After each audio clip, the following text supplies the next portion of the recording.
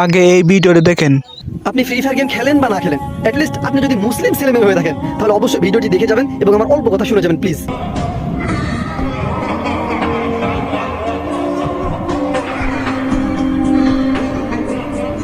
নাউজুবিল্লাহ। তো আমরা যেটা দেখলাম ভিডিওতে, যারা ফ্রি ফায়ার খেলেন তারা অবশ্যই বুঝে গিয়েছেন এটা ফ্রি ফায়ারের একটি স্কিন, হ্যাঁ, গ্লুয়াল, অর্থাৎ শত্রুর হামলা থেকে বাঁচার জন্য আমরা যে স্কিনটা বা যে ওয়ালটা সামনে ফেলি এবং শত্রুর পক্ষ ওই ওয়ালের উপরে গুলি করে, এটা হচ্ছে ওই একটা স্কিন। তো এটাতে কি থিম ব্যবহার করা হয়েছে? থিমটি হচ্ছে একটা দেখা যাচ্ছে এটা স্পষ্ট কোরআনের একটি থিম। এটা কোরআন আমরা এভাবে সাধারণত বাইন্ডিং বা এরকম আমরা অনেক দোকানে বা কসমেটিক্সের দোকানে আমরা দেখে থাকি, এটা কোরআনের বাইন্ডিং, কোরআনটাই এমন হয়।